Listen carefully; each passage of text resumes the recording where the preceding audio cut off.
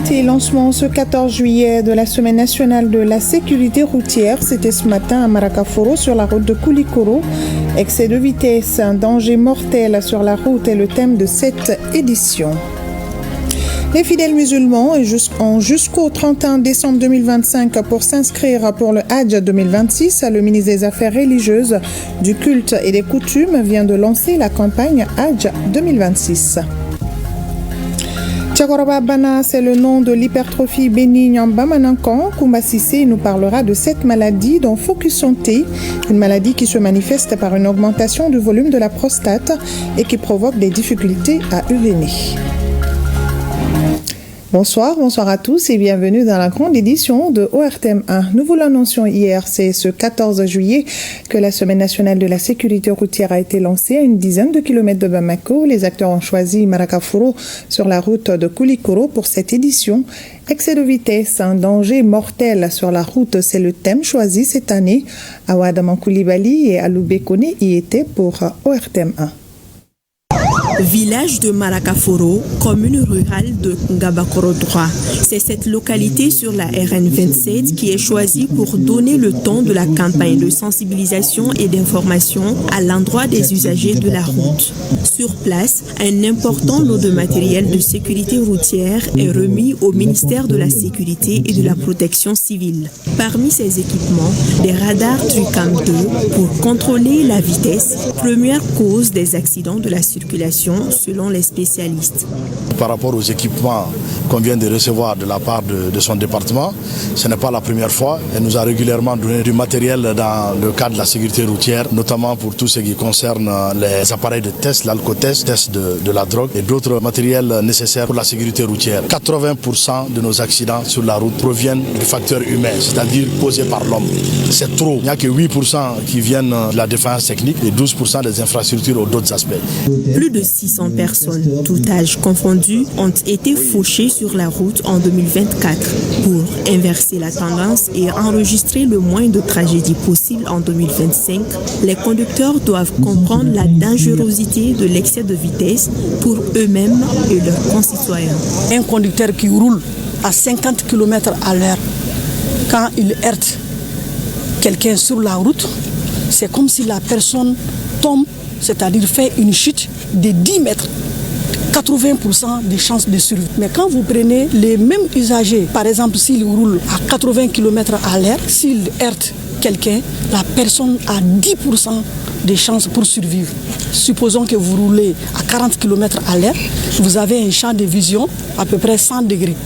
Mais une fois que vous dépassez cette vitesse, vous venez pratiquement à 80 km à l'heure, votre champ de vision est réduit à 10 degrés, à 100 km à l'heure. Pratiquement, vous ne pouvez plus maîtriser votre volant. Au-delà des limitations de vitesse réglementées, il est conseillé aux usagers de rouler selon l'état de la route et les conditions météorologiques, gage d'un trajet sécurisé et une arrivée saine et sauve. Qui va lentement, va sûrement, prudence sur nos routes. Autre titre de ce journal, le ministre des Affaires religieuses, du culte et des coutumes, lui, a lancé la campagne 2026 du Hajj. Les fidèles ont jusqu'au 31 décembre 2025 pour s'inscrire.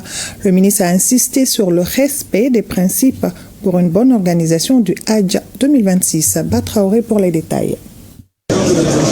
Fidèles musulmans, responsables d'agences de voyage et responsables de la filière gouvernementale à la maison du Hajj. L'événement du jour, c'est le lancement de la campagne 2026 du Hajj. Une campagne qui s'ouvre avec une exigence de taille. En termes clairs, tous ceux qui veulent aller au Hajj l'année prochaine, ils doivent s'inscrire à la fin de 2025. Fin de 2025, décembre 2025, c'est la fin de l'inscription du Hajj pour 2026. Juste pour dire à tous les Maliens et Maliennes de venir très rapidement s'inscrire pour le Hajj 2026. Parce que passer ces délais, il n'y a pas question de visa, il n'y a pas question d'appeler l'Arabie Saoudite, il n'y a pas question de faire quoi que ce soit.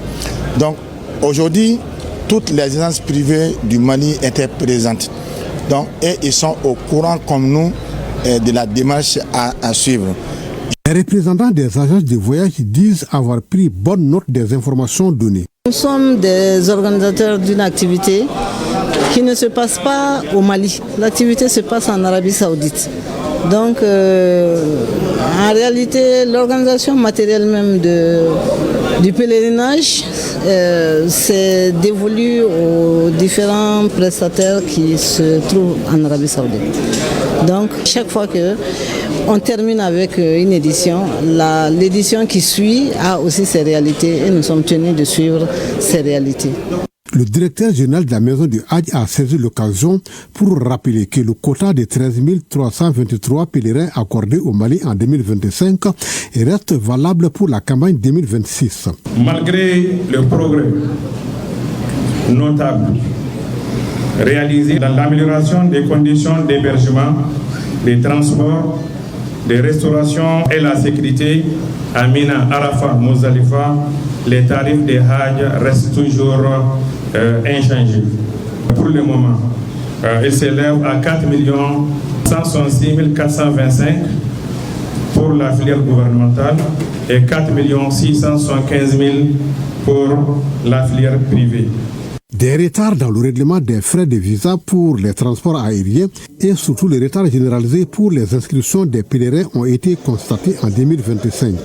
Des incidents qu'il faut à tout prix éviter pour une bonne campagne 2026 du Hadj, a précisé le ministre Mahamadou Koné.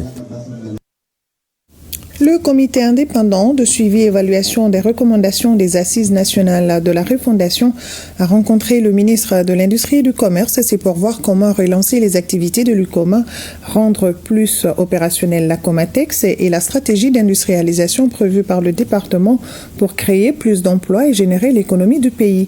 Le point de la rencontre avec Fadema Keita. Réhabiliter les industries à l'arrêt et construire d'autres, c'est la démarche qu'en train de suivre le ministère de l'Industrie et du Commerce. À partir des jalons d'une stratégie de la politique industrielle posée, le département attache du prix à la réhabilitation, voire l'implantation d'une autre unité qui a les mêmes spécificités que l'UCOMA et au développement efficient de la Comatex. Pour assurer la mise en œuvre de la recommandation des Assises nationales de refondation sur l'UCOMA, il faudra que nous ayons un partenariat entre l'État lui-même et le promoteur à l'automata. Pour réhabiliter l'usine, il faut qu'on puisse faire déjà l'expertise, trouver un expert pour évaluer une évaluation industrielle technique de l'usine. Quand tu veux faire un plan de relance d'une usine, il y a 3 étapes et c'est classique. La première étape, c'est le redémarrage de l'usine. L'usine est fermée, il faut redémarrer l'usine. La deuxième étape, il faut stabiliser la production. Et la troisième étape, il faut permettre le décollage de l'entreprise. Les membres du comité indépendant, le suivi et évaluation des recommandations des Assises nationales de la refondation, sincère ANR, trouvent la vision du ministre conforme aux recommandations des ANR. Nous sommes parvenus à certains éléments très concrets qui concernent d'abord l'UCOMA, qui est problématique, et la réflexion actuelle est de penser à un plan B qui est de créer une autre société, éventuellement soit avec le même porteur, soit avec un autre porteur, mais avec les mêmes fonctions qui permettent de relancer l'économie comme demandé par les communautés maliennes. Faire des commerçants, des industriels reste la seule voie, selon le ministre de l'Industrie et du Commerce, de transformer le pays à partir de nos ressources propres. Et les forces armées maliennes ont mené des opérations aéroterrestres dans les régions de Kay et Nara les 12 et 13 juillet 2025. Plusieurs terroristes ont été neutralisés, des matériels saisis et des sanctuaires détruits. Le point avec Abdoulaye Sako. L'armée malienne frappe fort dans les forêts de Kay et Nara. Par une offensive coordonnée, les forces armées maliennes ont mené les 12 et 13 juillet 2025 une série d'opérations contre des groupes armés terroristes retranchés dans les forêts de l'ouest et du centre du pays. Dans les profondeurs de la forêt de Galgal, à quelques 25 km au nord d'Aourou, dans la région de Kay, le silence des bois a été brisé par le rugissement des avions de chasse, ciblant avec précision plusieurs dépôts logistiques ainsi qu'un camp d'entraînement terroriste. Les frappes aériennes ont permis la destruction complète de ces installations clandestines. L'opération menée le 13 juillet 2025 s'inscrit dans une stratégie plus large de démantèlement des sanctuaires ennemis.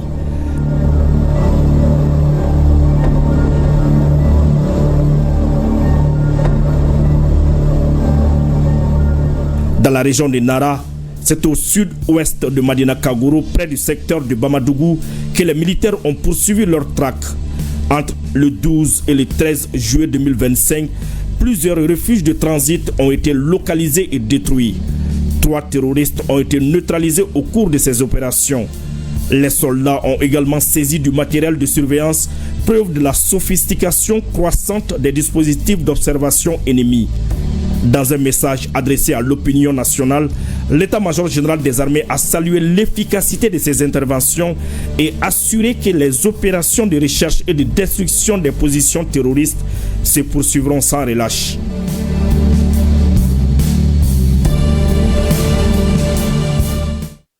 Force Anofama, les membres du Conseil national du patronat malien et les cadres de la BCEAO se réunissent pour définir des stratégies pour le financement des petites et moyennes entreprises au Mali. Alors un véritable problème pour les acteurs du secteur et les premières stratégies passeront par la formation et la sensibilisation. Le reportage de Ibrahim Kaoukonaté et Idrissa Traoré. Comment relancer le dispositif de soutien au financement des PME? C'est tout l'essence de cette rencontre de la concertation entre les chefs d'entreprise et les cadres de la Banque centrale des États de l'Afrique de l'Ouest, BCEAO. Lors de notre revue semestrielle du 11 juin 2025 a suscité un fort intérêt chez les chefs d'entreprise. Les discussions qui se sont tenues ce jour ont montré une certaine méconnaissance du dispositif qui, au passage, il faut le dire, était un instrument communautaire de l'UEMOA, piloté par la Banque centrale des États de l'Afrique de l'Ouest, BCEAO, et mise en application par les établissements de crédit dans l'optique de pallier aux difficultés d'accès au financement des entreprises, notamment les crédits à moyen et long terme. Ça répond vraiment à nos objectifs de sensibilisation et de dissémination des informations autour de ce dispositif qui, nous l'espérons, permettra de renforcer les capacités des petites et moyennes entreprises au Mali et de profiter pleinement des nouvelles lois qui ont été prises par les autorités dans le cadre du développement du contenu local. Absolument, ça nécessite une formation et donc la séance d'aujourd'hui participe de cela. Le manque de dialogue ainsi que les difficultés d'accès au financement freinent le bon fonctionnement du dispositif. Au cours de cette rencontre, ils vont dégager les voies et moyens afin de venir à bout de ce fléau. En fait, actuellement, ce dispositif est au Mali depuis plusieurs années. Et malheureusement, c'est assez scandaleux quand on compare les résultats des dispositifs au niveau du Mali et dans les pays de la sous-région. Ça n'a pas du tout bougé au Mali. Les banques, notamment les institutions financières, n'ont pas pu financer et accompagner les entreprises. Malgré les outils que la BCEAO a mis à leur disposition, ça, ce n'est pas du tout normal. J'ai dit, les problèmes, c'est le dispositif. C'est le dispositif. Il faut que la Banque centrale écoute les structures d'appui et d'encadrement et les banques. Voilà, c'est suite à ces écoutes-là, peut-être que ce dispositif va être amélioré. Parce qu'ils ont tendance à croire que ce dispositif est un bon système, est un bon dispositif, et ils veulent venir pour appliquer. Et la preuve, et même ils reconnaissent depuis 2018, jusqu'à aujourd'hui, le dispositif est boiteux. Et alors, ce n'est pas pour rien. La forte implication des structures d'appui et d'encadrement pour mieux former les demandeurs des fonds, l'accès rapide et efficace et le dialogue permanent sont autant de recommandations qui ont sanctionné les travaux.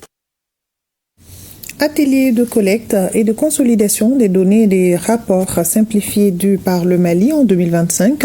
C'est pour recueillir toutes les données nécessaires relatives à l'application des conventions ratifiées par le Mali. Le reportage de Fantama Magnentao. En cette année 2025, le Mali est appelé à honorer l'un de ses devoirs en tant que membre de la communauté internationale. soumettre ses rapports relatifs aux conventions ratifiées de l'Organisation internationale du travail. Ce processus, à la fois technique et politique, exige une mobilisation rigoureuse des données et des acteurs concernés. C'est dans cette optique qu'un atelier de 2 jours a été initié. Véritable temps fort de réflexion et de coordination nationale.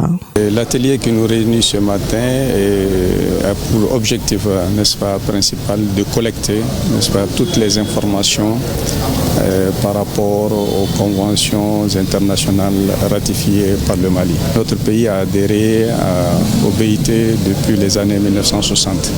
Quand un État s'engage, n'est-ce pas, au BIT, l'État s'engage en même temps à faire des rapports chaque année.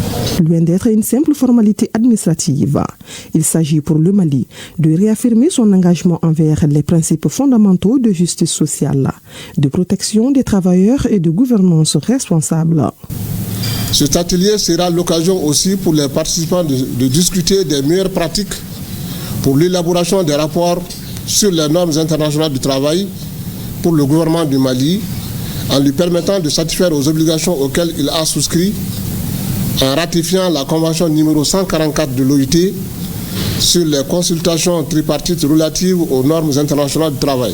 En ciblant les zones nécessitant un renforcement des efforts, le Mali pourra affiner sa stratégie de mise en œuvre des conventions en phase avec les standards universels.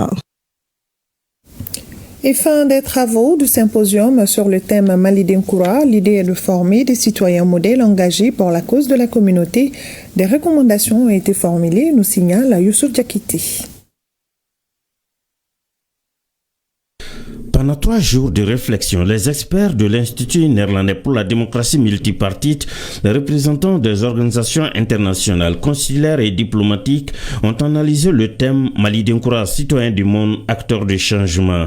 L'objectif, c'est d'avoir des citoyens modèles engagés pour la bonne gouvernance des affaires publiques, surtout. Ces 3 jours ont été comme nous les avons rêvés, remplis de réflexions, d'échanges, de partage d'expériences, mais aussi d'idées nouvelles sur lesquelles nous, NIMD au Mali, et certainement mes collègues des autres pays, pourront tirer de l'inspiration, pourront avoir des pistes pour continuer l'action que nous menons tous ensemble. Cet événement a été l'opportunité de célébrer une jeunesse qui veut prendre part positivement à la vie publique. Vous avez pris la parole. Je suis heureux que nous, en tant que NIMD, puissions contribuer à maintenir la flamme de la démocratie ici au Mali. Financé par l'Union européenne au Mali, le programme de formation à la citoyenneté de l'Institut néerlandais pour la démocratie multipartite a formé plus de 860 jeunes femmes et hommes. Le programme, faut-il le rappeler, s'appuie sur les composantes connaissances, compétences et valeurs. L'objectif de ce projet est, rappelons-le, l'émergence d'un nombre critique de jeunes politiciens et leaders civiques qui s'engagent à la refondation de la gouvernance démocratique du Mali. À la clôture des travaux, les témoignages n'ont pas manqué pour saluer l'engagement de l'Institut néerlandais pour la démocratie multipartite auprès des autorités maliennes. Parlons à présent du projet Communauté locale d'enseignement pour des femmes et des filles en santé. Il vise à atteindre 1,5 million de bénéficiaires directs et indirects sur l'ensemble du territoire national et est financé par le gouvernement canadien. Reportage Inaba. Après 5 années d'existence, le projet Communauté locale d'enseignement pour les femmes et des filles en santé clé tire vers sa fin. Le projet a permis d'atteindre plusieurs résultats clés en matière de renforcement des structures de santé, CESCOM universitaire et HD, ainsi que les établissements de formation. Grâce à nos efforts conjugués à tous les niveaux, des soins de santé de qualité et novateurs sont accessibles à toutes les femmes de CESCOM-I, des hôpitaux districts partenaires et environnants. Un changement est observé dans l'environnement de la formation, la relation enseignant-étudiant et la qualité de formation du personnel de santé. Les hommes ont compris que la santé de la reproduction est une affaire de tous. Et ils sont devenus des pionniers et modèles pour le changement. Un impact durable est créé à travers le renforcement des ASAPO, des comités de femmes utilisatrices, des pères éducateurs et des leaders communautaires qui mutualiseront leurs efforts pour la mise en œuvre de plans de pérennisation des principaux acquis du projet.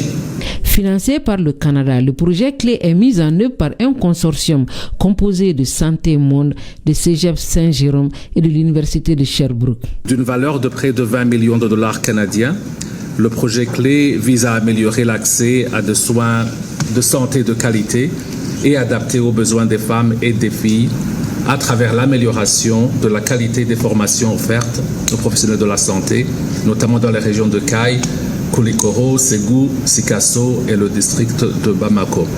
Un des exemples réussis est la mise en place d'un diplôme d'études spécialisées en médecine communautaire et l'appui aux 7 centres de santé communautaires et universitaires, donnant ainsi la capacité au Mali d'offrir à moindre coût un cadre de formation de bonne qualité aux professionnels de la santé de première ligne. De nombreuses femmes et filles en milieu rural ont désormais un meilleur accès aux services de santé et droits sexuels et reproductifs, y compris la planification familiale et le dépistage du col de l'utérus.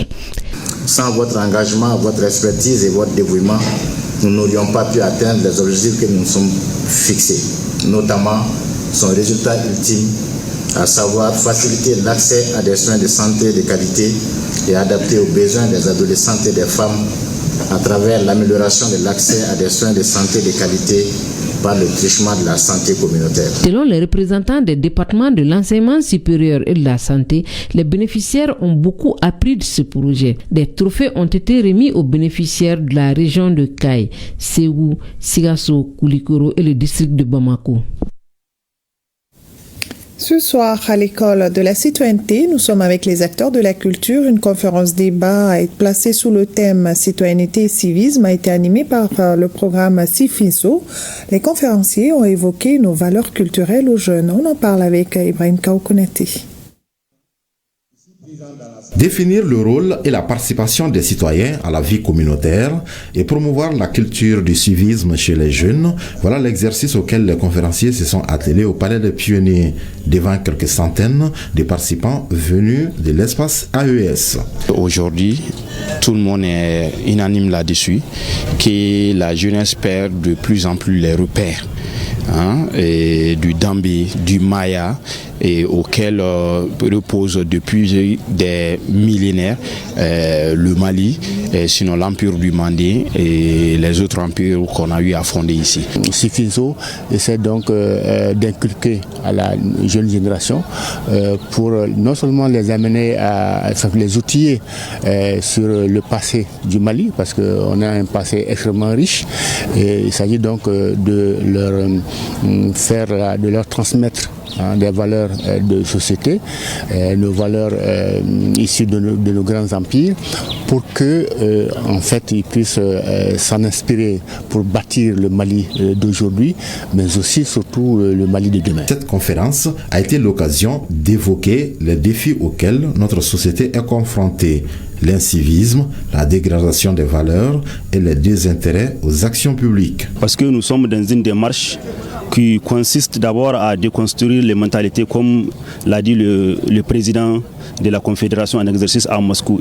Chaque pays, chaque nation devrait quand même se baser sur ses cultures, sur ses fondations, sur ses fondements, avant de voir capter pour les autres, ajouter et espérer un développement durable. Parce que sans les racines, on ne peut pas aller loin.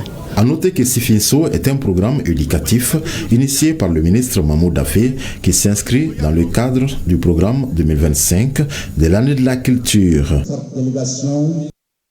Et dans le même registre, à Caille et à Gao, lancement des activités du programme à l'école de la citoyenneté, devenir des citoyens engagés et dévoués, c'est le conseil donné aux jeunes. Caille Brahimandao, Gao, Aliou, Idrissa, Maïga. Dans le cadre de la refondation de notre pays, le gouvernement a ouvert de nombreux chantiers de réforme dans différents domaines. C'est ainsi que le ministère de la Jeunesse et des Sports, chargé de l'instruction civique et de la constitution citoyenne, a mis en œuvre un certain nombre de programmes, dont à l'école de la citoyenneté. Et c'est la salle de spectacle Moussa Modi Sako du Carrefour des Jeunes de Caille qui a abrité le lancement officiel de ce programme ce vendredi 11 juillet 2025. Nous remercions les plus hautes autorités pour cette initiative. Tout au long de cette formation, les thématiques qui seront abordées nous aideront dans tous nos actes pour la construction du pays. Cette formation nous permettra de connaître l'histoire du Mali, puis nous pousser à aimer notre pays sans condition. Le chef de l'exécutif régional a lancé un message fort au cours de son intervention. Ce programme est une école de la conscience collective, du débat constructif, de l'initiation à la démocratie et à la culture de la paix, car la citoyenneté est d'abord un lien. En lançant ce programme ici à Caille, terre d'histoire, de brassage culturel et de résilience, nous envoyons un message fort à la jeunesse malienne capable de prendre en main son avenir, de se mobiliser pour la cohésion sociale et de participer activement à la construction de notre nation. Je vous invite donc, chers jeunes, à tirer le meilleur de cette expérience, à devenir des relais de ce que vous apprendrez ici et à faire rayonner autour de vous les valeurs que vous aurez cultivées au sein de ces programmes. Rappelons que ce sont 200 jeunes venus de Kita, Caille et Nyoro qui fréquenteront cette école de la citoyenneté pendant 10 jours afin de devenir des acteurs majeurs du changement et des garants des valeurs de paix, de respect, de solidarité et de patriotisme dans leurs communautés respectives.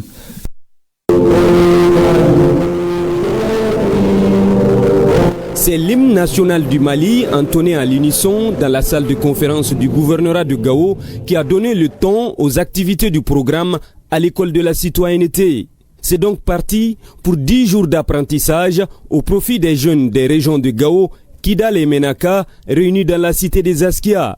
Ils seront formés, encadrés et responsabilisés pour devenir des citoyens modèles. Le programme vise à établir une école spécialisée qui offre des modules sur les thématiques liées à la citoyenneté, au civisme, à la civilité, aux règles de conduite, à la paix, à la cohésion sociale, au vivre ensemble avec comme socle les valeurs ancestrales.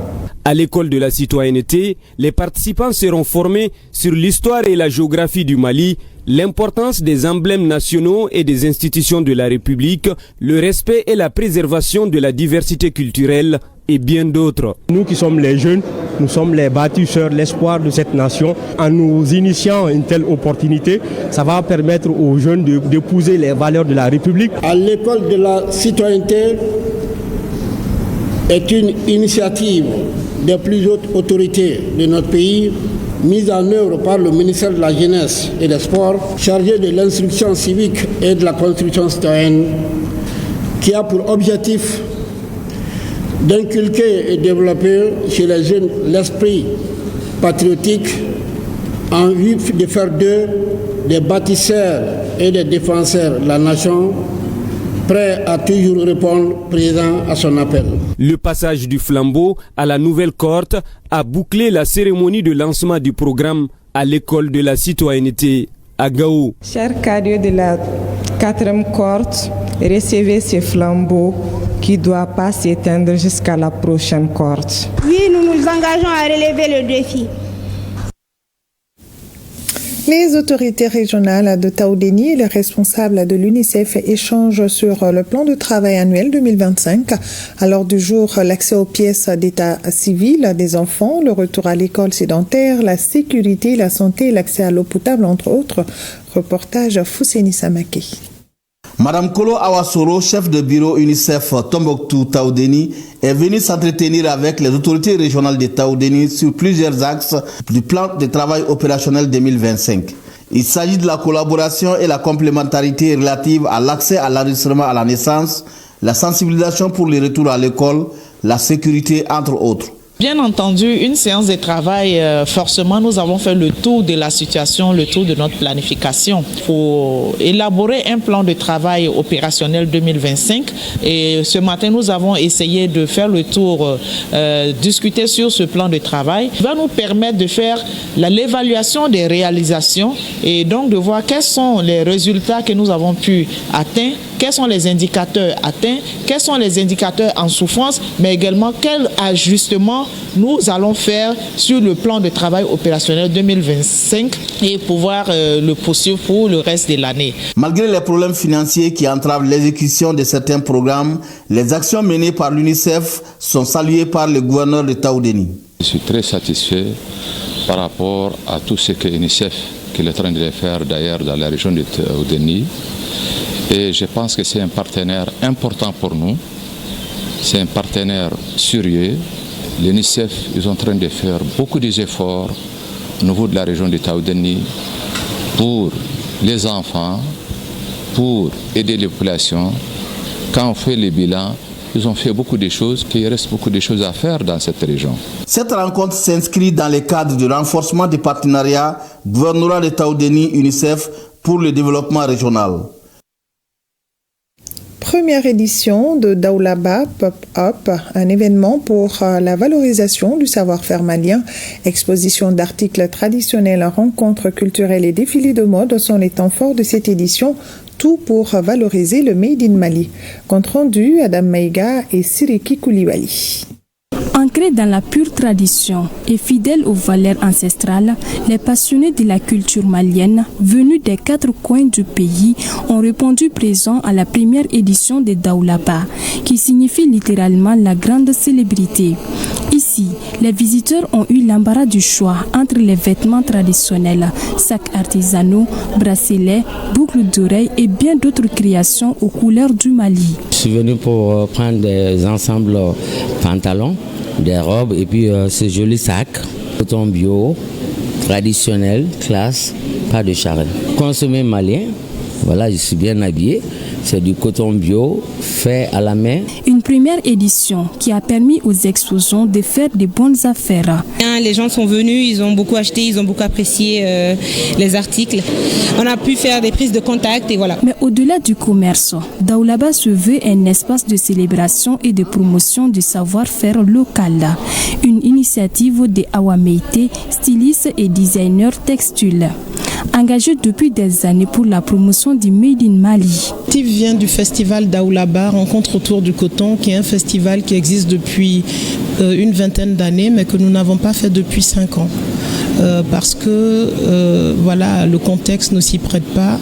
Nous sommes dit que nous continuons d'exister. C'est pour ça que cette initiative s'appelle Daoulaba. Je pense que cet espace-là, au-delà des arts, est dédié à un espace qui nous permet de nous connaître nous-mêmes pour pouvoir nous raconter au reste du monde et pour pouvoir être fiers de qui nous sommes et de ce que nous sommes et de ce que nous pouvons réaliser ensemble. Et pour sublimer le tout, un défilé de mode a été organisé. Les mannequins ont défilé en tenue traditionnelle modernisée sous les regards admiratifs des amoureux de la culture malienne. Selon des données, 2 dermatologues s'occupent d'1 million d'habitants au Mali. Ces nouveaux diplômés en dermatologie et léphrologie tropicale de la faculté de médecine et d'odontostomatologie de Bamako vont améliorer la couverture sanitaire du pays. Ils sont 16 qui viennent d'avoir leur diplôme après 6 mois de spécialisation. Patraoré pour les détails.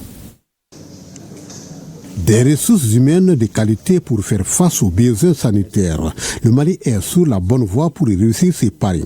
Les premiers titulaires du DU-DLT, le diplôme universitaire de dermatologie et de léphrologie tropicale de la faculté de médecine et d'odontostomatologie du Mali sont prêts à servir après 6 mois de spécialisation. Et avec la mise en place de ce diplôme, qui est une certification donnée par l'université de Bamako et accompagnée par les collègues de la sous-région du Bénin, du Togo, du Burkina et qui participent à l'enseignement de ces DU. Cette année, nous avons recensé plus d'une quarantaine de candidatures.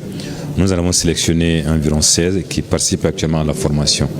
Parmi ces 16, nous avons 4 qui viennent d'autres pays, notamment du Burundi, du Niger, du Togo, et du Bénin.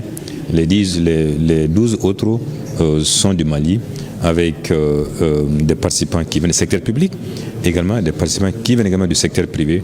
Ces nouveaux diplômés vont aider à combler les insuffisances et une disparité en matière de dermatologues au Mali. Aujourd'hui, la situation au Mali s'est légèrement améliorée, beaucoup améliorée d'ailleurs. Nous sommes à l'heure actuelle à presque une soixantaine de dermatologues pour tout le pays, soit environ 2 dermatologues plus par million d'habitants. Et la plupart de ces dermatologues sont postés dans les grandes villes. Donc ça veut dire quoi? Ça veut dire que les populations reculées n'ont pas accès à la dermatologue. Et bien entendu, c'est une formation comme la présente va contribuer à la mise à la disposition de la population de personnes qualifiées pour pouvoir prendre en charge les affections les plus courantes de la population.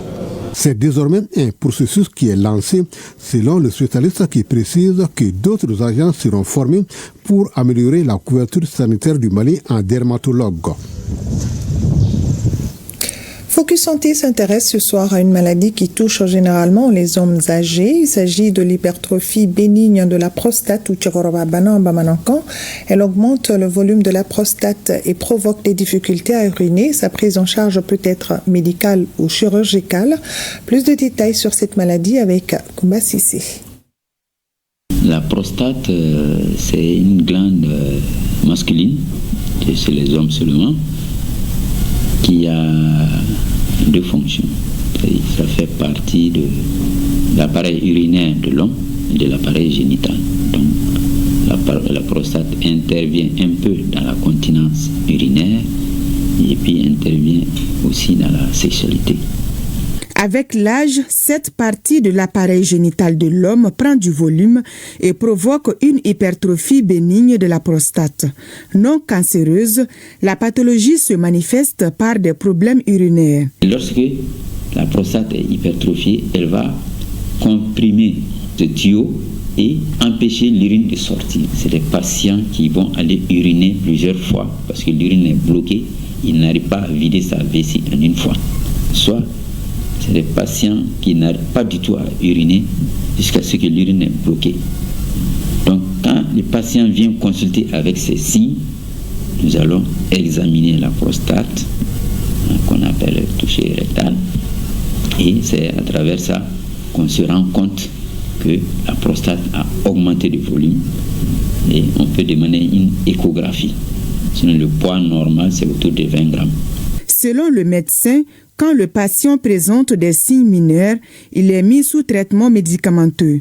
Mais en cas de complications, il faut une intervention chirurgicale. Lorsque les médicaments n'arrivent plus à soulager le patient, malgré qu'il prend des médicaments, il se lève plusieurs fois la nuit, même en prenant le traitement, où l'urine est totalement bloquée, où on a fait l'échographie, on trouve d'autres signes associés qui est dû à la prostate. On propose maintenant un traitement chirurgical.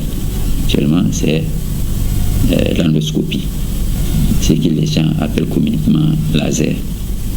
En fait, avec un appareil, là, on ne fait pas d'incision, on ne fait pas de plaie.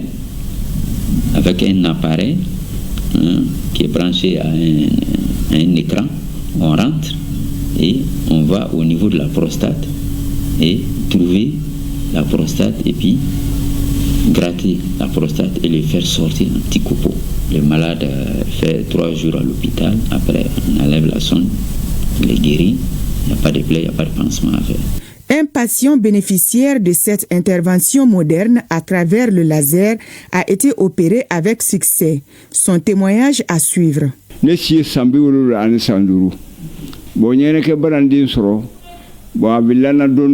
J'ai 75 ans, j'avais des difficultés à uriner. Quelques jours après, je n'arrivais plus à me soulager. Le CSCOM de notre village m'a transféré au point G. Les médecins m'ont opéré. Dieu merci, j'ai fait mes besoins sans problème. L'hypertrophie bénigne de la prostate est la première cause de consultation à l'urologie du CHU du point G. Si sa prise en charge n'est pas effectuée, les problèmes urinaires persistent et mettront en cause les reins et la vessie. Donc, il est conseillé aux hommes âgés de 45 ans et plus de faire des consultations urologiques.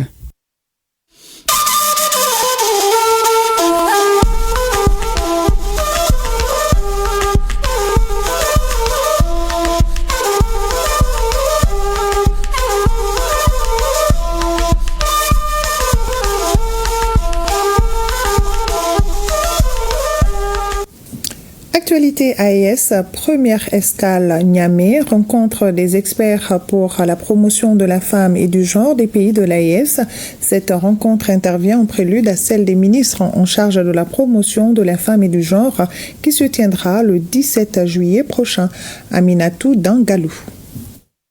La femme de la Confédération de l'Alliance des États du Sahel à l'honneur avec l'ouverture de la rencontre ce matin des experts en promotion de la femme et du genre de cet espace.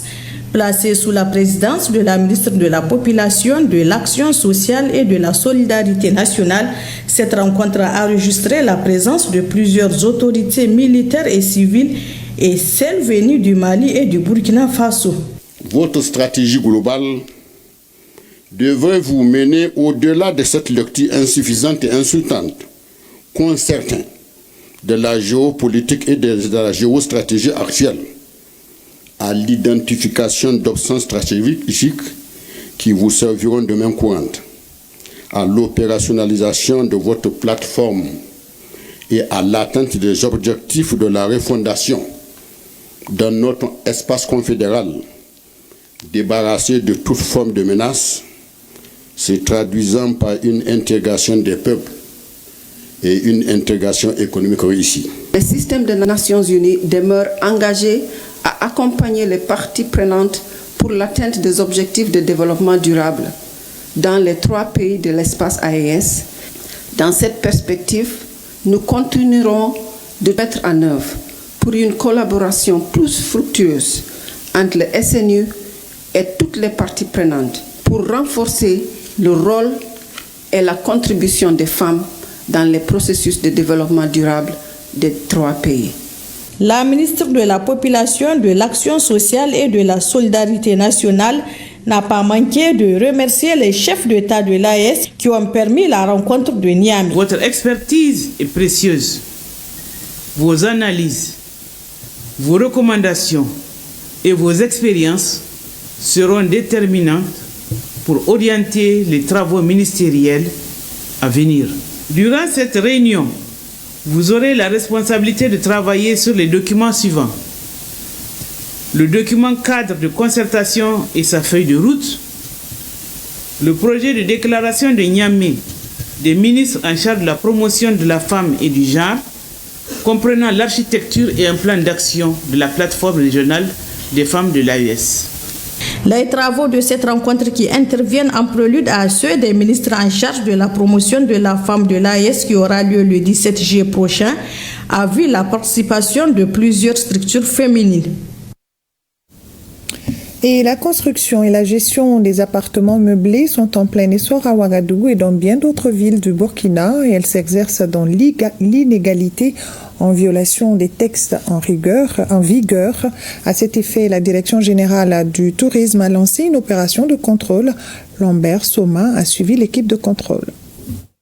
Ce bâtiment au quartier d'Assasgo abrite des appartements meublés depuis près d'une dizaine d'années. L'exploitant ignore qu'une législation encadre l'exercice de cette activité. Il ne dispose d'ailleurs d'aucune autorisation d'exploitation. Nous exerçons depuis 2016, mais malheureusement, nous n'avions pas vent de cette législation qui visait à réglementer le domaine des maisons meublées. Nous avons pris acte de cela et nous allons faire de notre mieux, tout notre possible pour nous mettre à jour. Pour le moment, la Direction générale du tourisme ne dispose pas de chiffres concernant le nombre d'appartements meublés dans la capitale. Le secteur est en plein essor, mais la grande majorité exerce dans l'illégalité comme c'est le cas ici, dans ces appartements meublés cachés au milieu des habitations, toujours à Dassasgo. Là où nous sommes présentement, on voit que c'est un établissement qui n'est pas en règle vis-à-vis de la réglementation. On tente d'avoir le promoteur, voilà.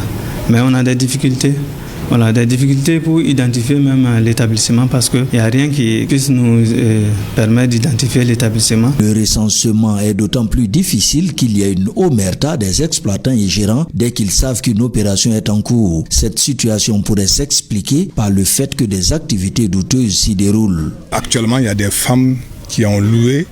Hier soir, pendant que j'étais là, ça tape à ma porte, je sors, qu'il ne s'agit pas de moi. En temps, je vois une dame qui sort de la porte voisine, que l'on vient, c'est ici. Le propriétaire même de la maison ne me prend plus. C'est un grand calvaire.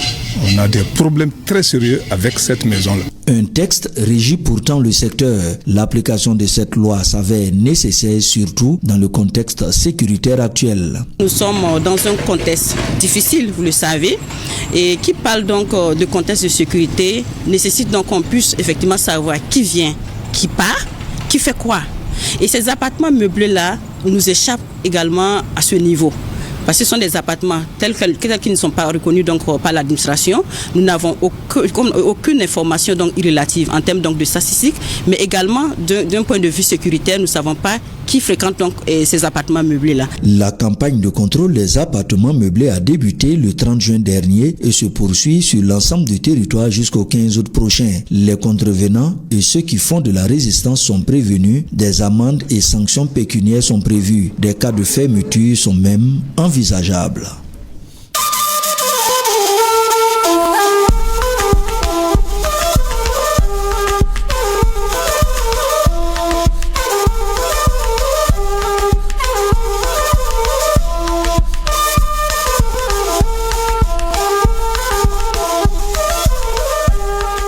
Et c'est la fin de cette édition. Toute la rédaction vous remercie de l'avoir suivi et vous donne rendez-vous demain 13h pour un autre point de l'actualité. Pour ma part, au plaisir de vous retrouver, même heure, même plateau et même passion. Nos grands-pères disaient que la vérité n'est pas toujours douce, mais elle est toujours libératrice. Mieux vaut être rejeté pour ce que l'on est que d'être aimé pour ce que l'on n'est pas. À méditer, le Mali dans nos cœurs et dans nos prières. Bonne fin de soirée à tous.